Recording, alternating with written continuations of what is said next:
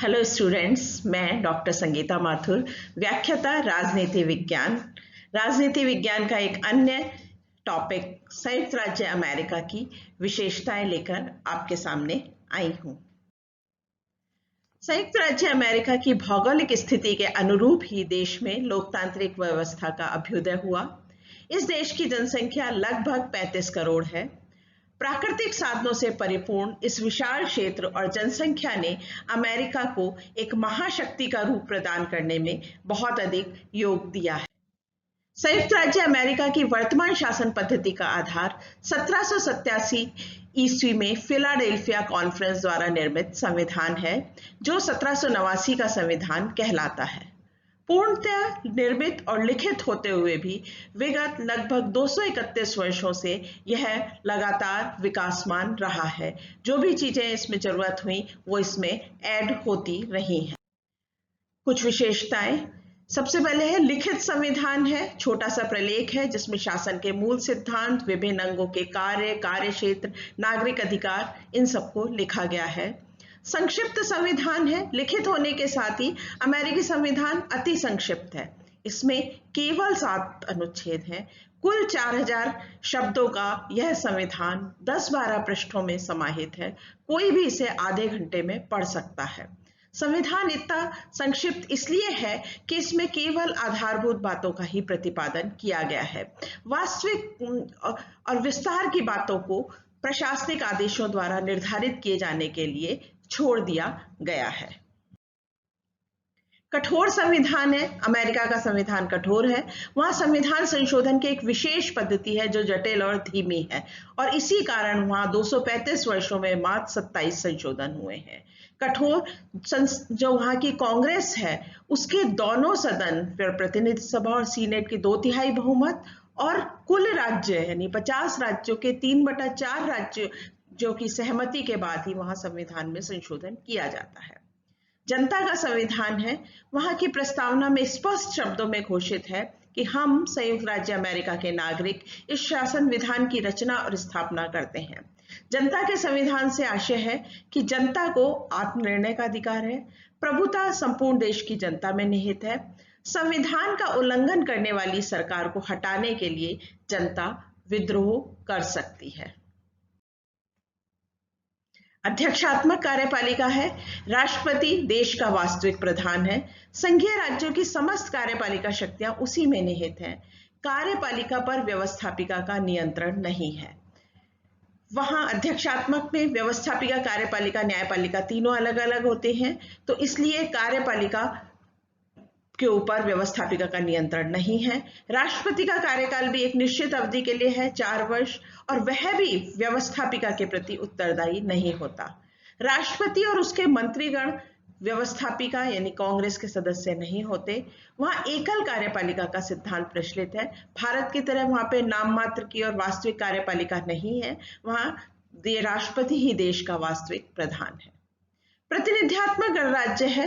प्रतिनिध्यात्मक राज्य में जनता प्रतिनिधियों द्वारा शासन करती है। देश के बड़े आकार के कारण प्रत्यक्ष रूप से शासन कार्य में भाग नहीं ले सकती।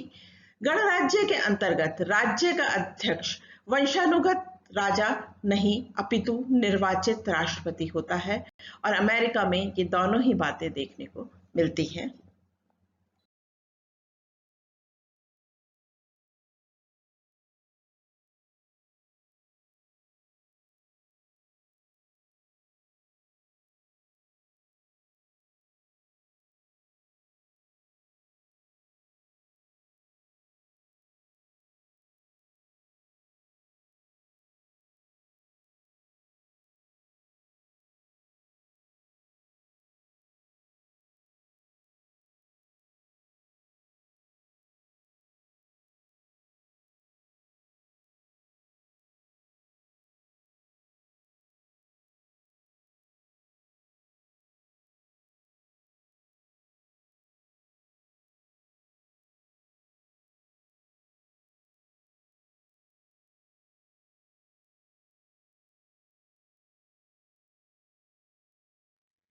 संघात्मक शासन प्रणाली है। संघात्मक शासन प्रणाली में जो तत्व है वो अमेरिका में भी है, जैसे लिखित संविधान है, शक्ति विभाजन, कानून बनाने की शक्ति का विभाजन केंद्र और राज्य के मध्य है, एक स्वतंत्र और निष्पक्ष न्यायपालिका है। स्वतंत्र न्यायपालिका व्यवस्थापिका और कार्यपालिका से स्वतंत्र है और निष्पक्ष रूप से कार्य करती है। वहां पर न्यायिक सर्वोच्चता है। ब्रिटेन में संसद सर्वोच्च है, इसके विपरीत अमेरिका में न्यायिक सर्वोच्चता है। ब्रिटेन में संसद कोई भी कानून बना सकती है और न्यायालय उसे अवैध घोषित नहीं कर सकता, परंतु अमेरिका में कांग्रेस या राज्य व्यवस्थापिकाओं द्वारा जो भी कानून पास किए जाते हैं, जो भी कार्यपालिका लागू करती है, उनको जांचने का अधिकार सर्वोच्च न्यायालय के पास है। अगर वो अवैध होते हैं या संविधान के विरुद्ध होते हैं तो उन्हें अवैध घोषित न्यायपालिका कर सकती है। मौलिक अधिकारों का वहां पे समावेश है। अमेरिका के संविधान में नागरिकों के अधिकारों का स्पष्ट रूप से समावेश है। नागरिकों को भाषण की स्वतंत्रता है, धर्म को मानने की, शांतिपूर्वक सभा सम्मेलन करने की, सरकार के पास अपनी शिकायतें भेजने की, ये स्वतंत्रताएं हैं। जो संविधान के प्रथम 10 संशोधन हैं, वो उन्हीं के द्वारा नागरिकों को मूल अधिकार प्रदान किए गए हैं। शक्ति पृथक्करण और नियंत्रण संतुलन की व्यवस्था है। सबसे पहले शक्ति पृथक्करण की अवधारणा लॉक ने दी और उन्हीं से मॉन्टेस्क्यू ने ग्रहण करी। अमेरिकी संविधान निर्माता लॉक और मॉन्टेस्क्यू के विचारों से प्रभावित थे। उन्होंने शक्ति पृथक्करण को अपनाया। इसमें शासन के तीनों अंग अलग अलग रहते हैं। तीनों अंगों में से अपने कार्यों का हस्तांतरित नहीं कर सकते, लेकिन संविधान निर्माताओं को लगा कि अगर ये तीनों अंग अलग अलग रहेंगे तो ये तीनों अलग अलग दिशाओं में जाते से प्रतीत होंगे, तो उनको एक करने के लिए, देश को बांधने के लिए उन्होंने नियंत्रण और संतुलन की व्यवस्था अपनाई कि व्यवस्थापिका कार्यपालिका न्यायपालिका पे नियंत्रण करेगी, कार्यपालिका व्यवस्थापिका और न्यायपालिका पे, और न्यायपालिका व्यवस्थापिका और कार्यपालिका पर नियंत्रण करेगी। तो इससे नियंत्रण से संतुलन स्थापित किया है कि हर एक अंग अन्य दो अंगों पर नियंत्रण कर रहा है, तो एक अच्छा सा संतुलन डेवलप हो गया है। दोहरी नागरिकता है। नागरिक एक और तो संयुक्त राज्य अमेरिका का नागरिक है, दूसरी ओर उस राज्य का भी निवासी है जिसमें वह रहता है। यह दोहरी नागरिकता वहां पे पृथकतावाद का विकास नहीं करती। द्वितीय सदन में राज्यों का समान प्रतिनिधित्व है। कांग्रेस या जो व्यवस्थापिका है उसके दो सदन है, पहला प्रतिनिधि सभा और द्वितीय सीनेट। सीनेट में प्रत्येक राज्य के 2 सदन निर्वाचित किए जाते हैं। संघात्मक व्यवस्था में एक ये भी बात होती है कि उच्च सदन राज्य सदन होना चाहिए और राज्यों से समान प्रतिनिधित्व।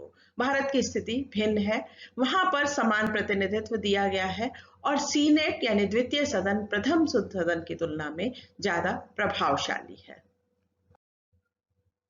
Thank you students. उम्मीद है कि आप लोगों को ये चैप्टर समझ में आया होगा। Thank you.